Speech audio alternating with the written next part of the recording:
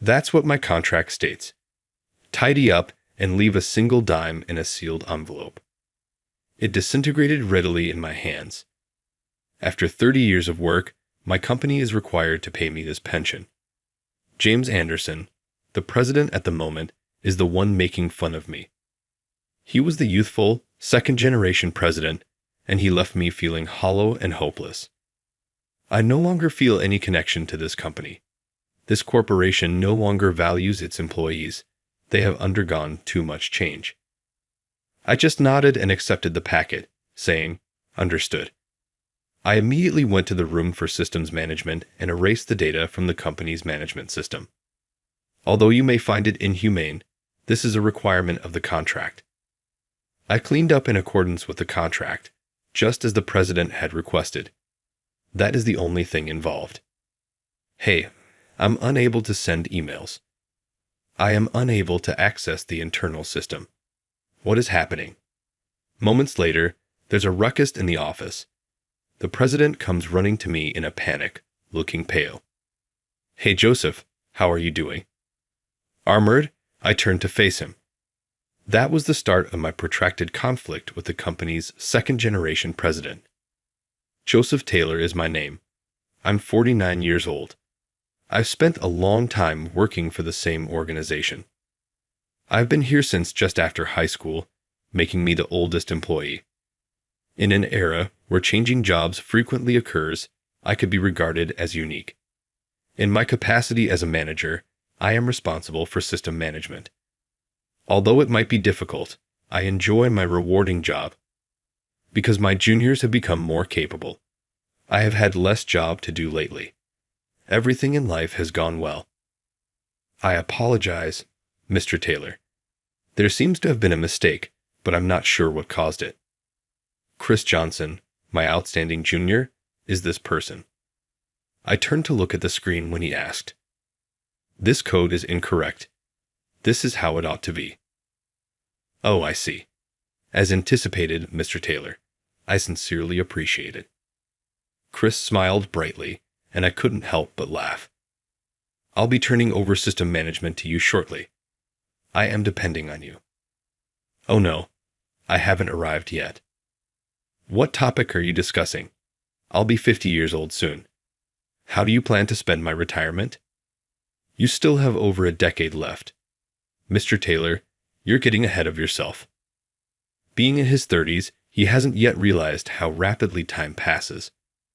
But until I retire, I intend to put in a lot of labor. After 30 years of work, my company is required to pay me this pension. Systems research is moving at a fast pace, and I will soon lag behind if I don't continue to study. Yes, before that incident occurred, I was content and felt fulfilled in my profession in such a capacity. It came on abruptly. Robert Anderson, the president, required hospitalization after unexpectedly becoming unwell. James, his only son, swiftly rose to prominence as the second-generation president since there was no chance of his recovery. James spoke passionately in his inaugural address. We're all confused by this unexpected event, but now is the moment to come together and develop. Let's make a change right now. His animated speech was a breath of fresh air to the disheartened staff. James exuded a charisma that inspired confidence in his ability to effect positive change. His speech touched me, and knowing him from his time in the subsidiary, I knew he would do a great job continuing his father's heritage. But this hope did not last long. He focused on efficiency and cost-cutting early in his term, implementing abrupt organizational changes, staff layoffs, and human transfers. The office fell into disarray very soon. The way senior, long-serving staff members were treated was the worst. The president began reducing them because he said they were impeding the development of younger employees. Instead of firing them right away, he demoted them and so decreased their pay. Skilled salesmen were transferred to back-office positions, forcing support staff, who failed in their frontline roles, to quit. On the other hand, youthful workers received preferential treatment and promotions if they have the necessary abilities. I would have understood, but in reality, The evaluations didn't reflect their abilities. Talented young workers lost trust in the company and left. Eventually, only the president's young sycophants, who benefited from the undeserved perks, remained. Today, another of my trusted colleagues is leaving the company. He was an outstanding salesperson who boosted our revenue. Thank you for everything, Joseph. Yeah, but why do you have to leave? Who knows, but I'm tired of trying so hard here. Then he sighed and said, Joseph, you're the only one who can manage the systems in this company. You'll be fine. Hang in there. I felt tears rise to my eyes and gazed down at him as he forced a grin. I should be smiling as I wave him off, at least for the final time, viewing the back of a departing buddy. How many times have I experienced this annoyance? You would expect that a strike would result from this, but none did. Gifted individuals just disappeared, leaving only the industrious, the resigned, or the loyalists to President James. I was among the diligent ones. I still had a strong desire to hold onto this firm that I owed so much. The company's performance was clearly deteriorating. As anticipated, President James appeared quite distressed. We'll get over this. It's probably just a reaction to the most recent organizational changes. It resembles crouching just before a leap. When I witnessed him telling his supporters this, I was abhorred. Your remarks are different as long as there are some who are praising him with the phrase, as expected of the president. He'll never own up to his errors. I sighed and went back to the system control room, where Chris was waiting. We had a conversation right away. Big news, Mr. Taylor. The president is coming to inspect the system management room today. What? Rumor has it that, after personnel changes, he's now targeting the company's fixed costs and considering cost-cutting measures for the system. What should we do, Mr. Taylor? Well, there's not much we can do. President James seems to like making cuts to the core parts of the company. It's good that he's enthusiastic about his new role, but his focus is off. After a while, President James arrived at the system management room where we were. He glanced around the room with a puzzled look as if trying to figure something out. Isn't the air conditioning too high? Heating and cooling costs are significant, you know. Computers are sensitive to heat, so it's for management purposes. I see. Ignoring the basic questions from President James, I immersed myself in my work. For some reason, President James only asked questions and talked to Chris. He should know I'm the manager, but he barely acknowledged me. After looking around for a while, he finally spoke to me.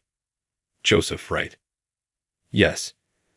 Surprised, I stopped what I was doing and looked at him. How long have you been working here? 30 years. 30 years? That's a long time. His overly casual tone made me a bit annoyed.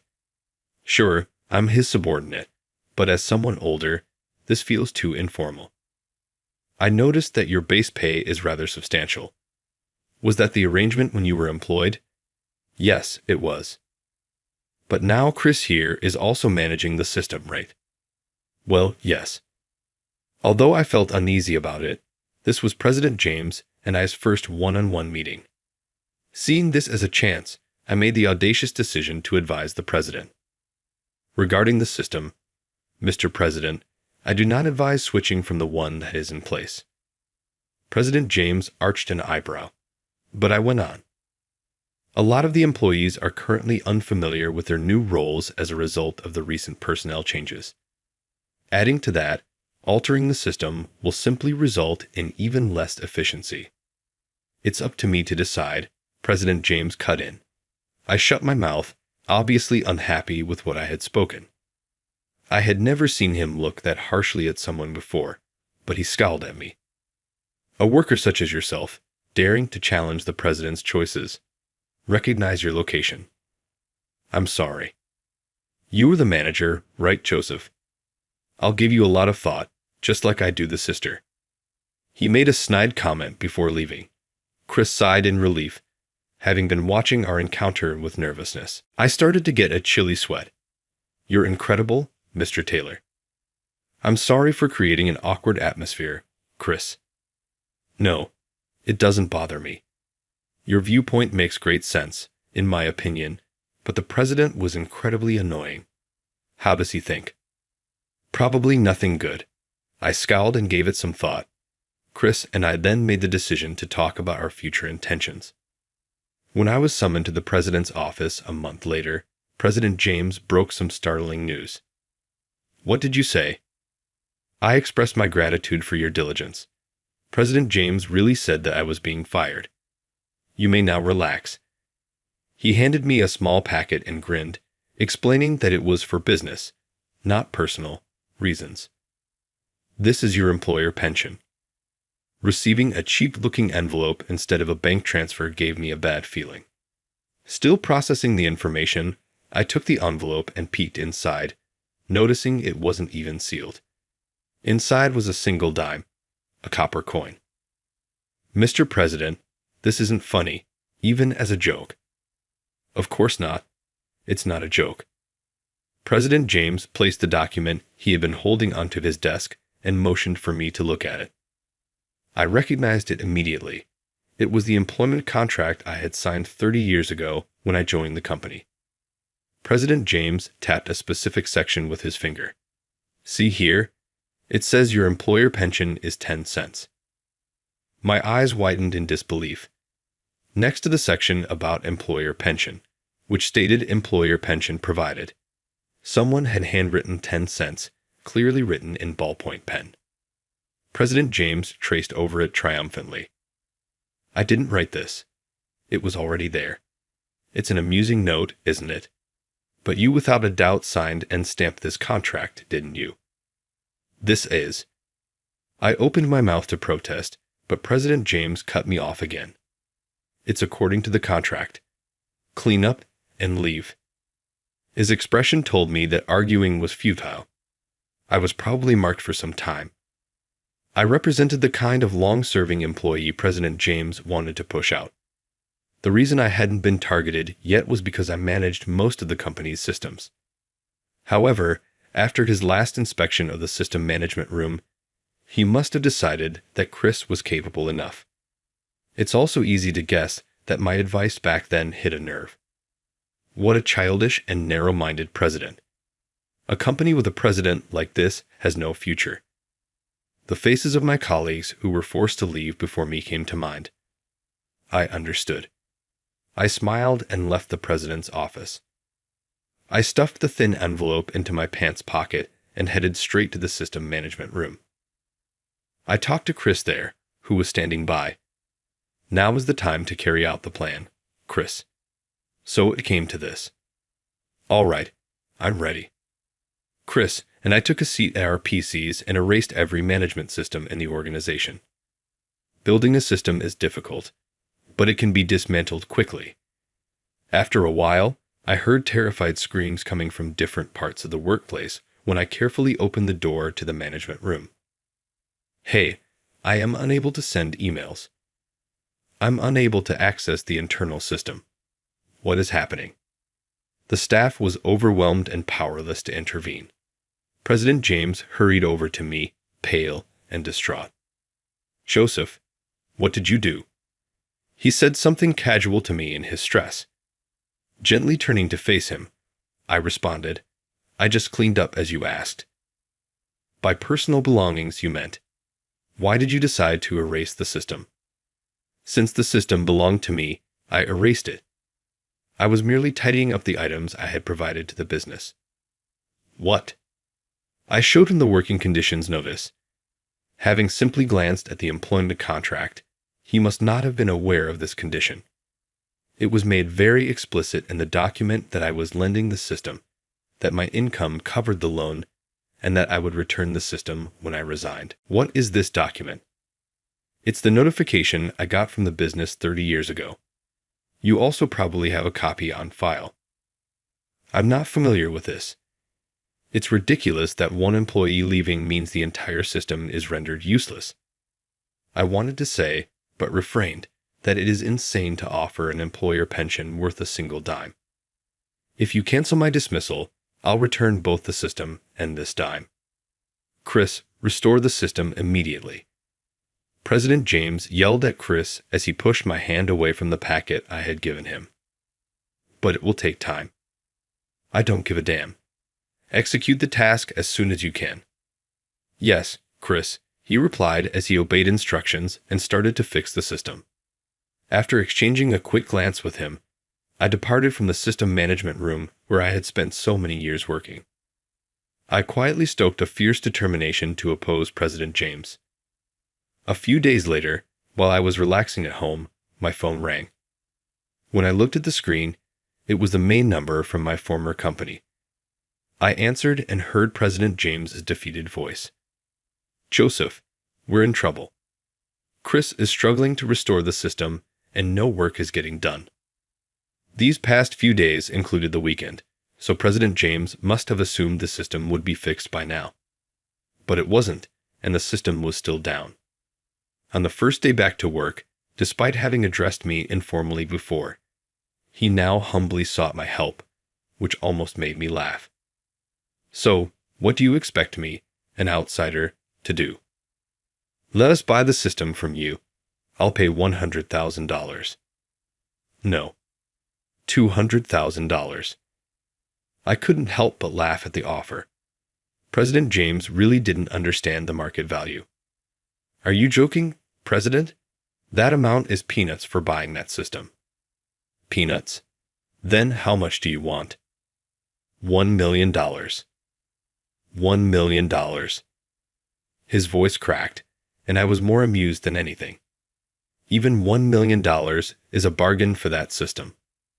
"What are you talking about? That's more than the employer pension." "Well, it was just 10 cents. That's not what I meant." Realizing it was time to stop messing with him, I straightened up and addressed President James seriously. "President, I'm serious. If you don't buy it for $1 million, you won't get the system, and I won't help Chris either. This is a disaster.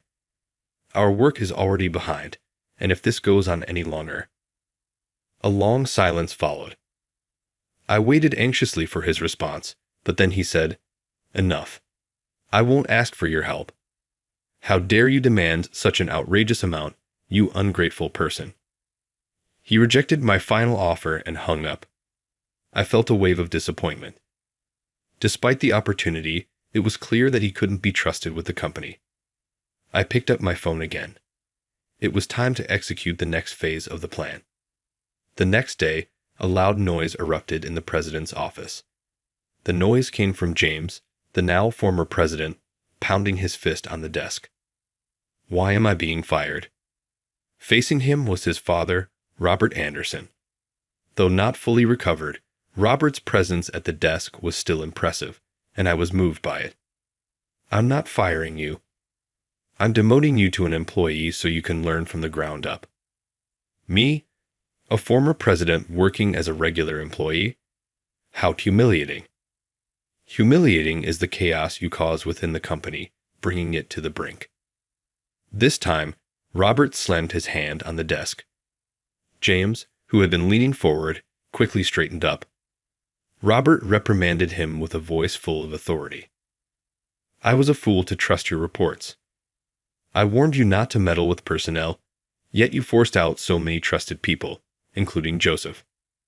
At this, James glared at me. Indeed, I had devised and executed several plans to address the situation. James's reckless actions had been unbearable. Feeling guilty for bothering the former President Robert during his hospitalization, I had reported the current state of affairs to him. Robert had trusted James' reports without question and felt at ease.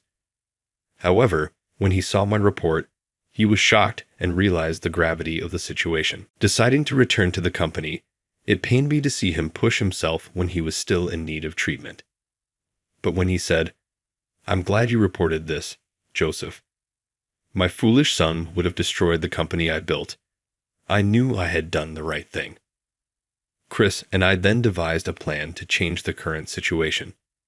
We knew that if things continued, I would likely be forced out too, so we decided to make the management system unusable to put pressure on James and other unresponsive employees.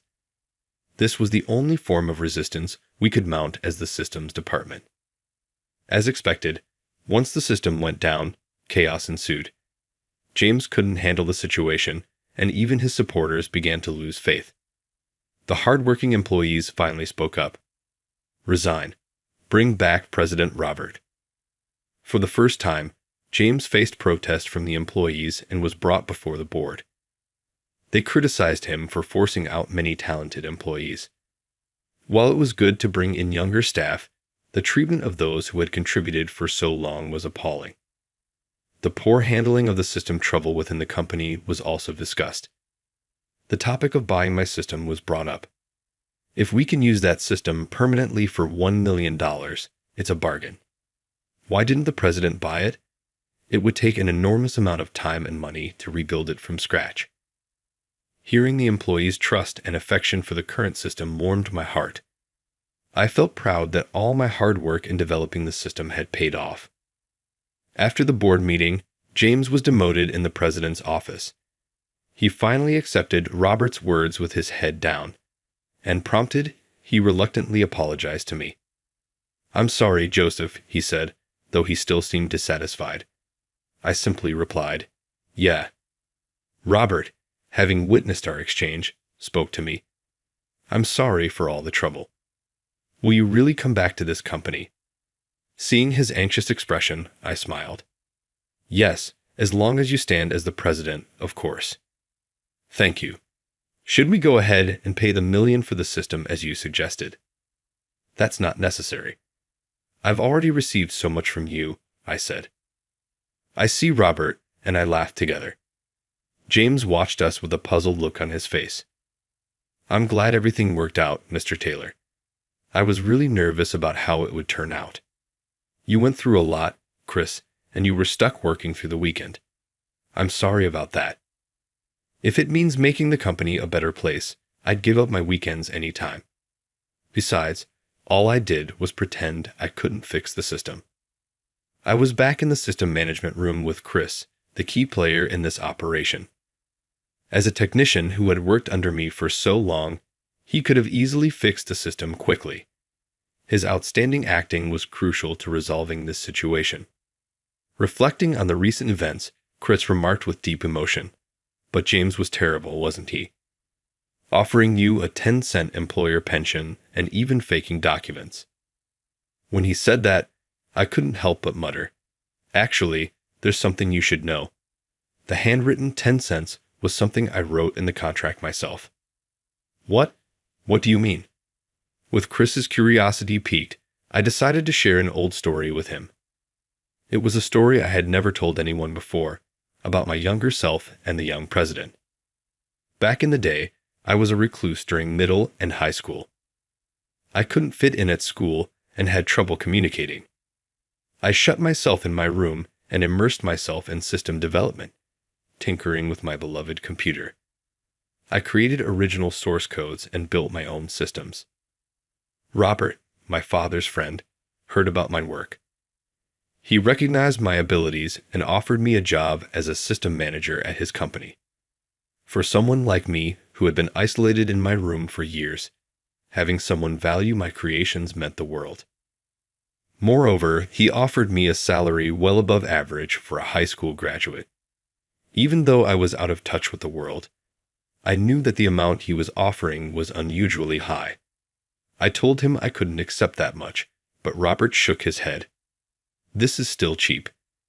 Our company is just starting, and this is all we can afford now. But we will increase it with raises.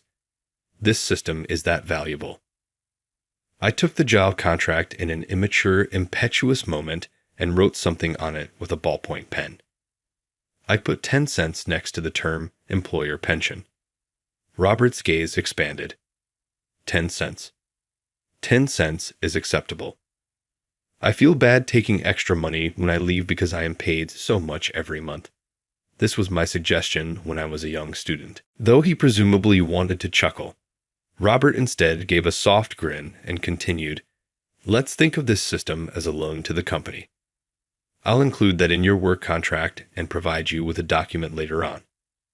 You are free to return the system when you depart, but we will buy it right away. Wouldn't that be the employer's pension? Ah, you noticed that. You are incredibly intelligent. His belly chuckle brought me relief. I made the decision to follow him for the rest of my life when I started working there. He was the one who saved me and got me back into the light. Chris inhaled deeply once I had finished this story. So that's what happened with you and the president.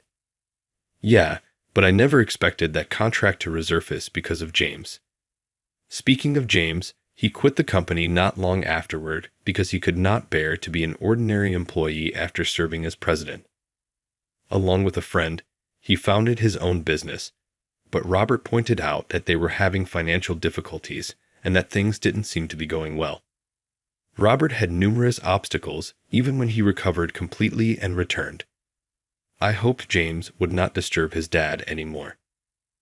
Robert said forcefully, "I have to throw him into the valley, just like the lion did." James seemed so driven that I had a sneaking suspicion he wouldn't accept assistance even if he ever asked for it. He had, after all, made the decision to quit the company first. Now that the old president was back, the business was beginning to rekindle its original enthusiasm. To make up for the lost time, Chris and I put a lot of effort into creating a system that is easier to use. I got some unexpected news when I went to the president's office one day. "What? Do you wish for me to work as an executive?" "Indeed. You are my right-hand man now that everything has happened. Eventually, I want you to hold the position of executive vice president. I'm hoping you'll collaborate with me going forward." Executive vice president. My body stiffened as a wave of responsibility washed over me. Taking on an executive role entails managing the entire organization. I would be the president's right-hand guy in my role as executive vice president. Is taking on a role like this really acceptable for someone like me? With his soft eyes as usual, #Robert seemed to perceive my concern. "The next generation is ready, isn't it?" he said to me. "Yes, I'm sure Chris can handle it." "Therefore, no issue exists. Let's get the shareholders meeting ready. Additionally, the executive appointment contract needs to be prepared." Robert and I looked at one another and laughed at the utterance of that word. "Make sure you don't write 10 cents on this one." "Oh, please, hurry up." I refused to. Warmth filled the room as we laughed together. Could I, as an executive, bring back my sad-looking colleagues? I felt hopeful when I left the president's office after having that notion. I was really happy that I had defended this company at the time. I was able to come out of my private life and find happiness under the open sky thanks to this company. Although a contract is merely a piece of paper, it connects people, not just myself in the future, but also other people, through time.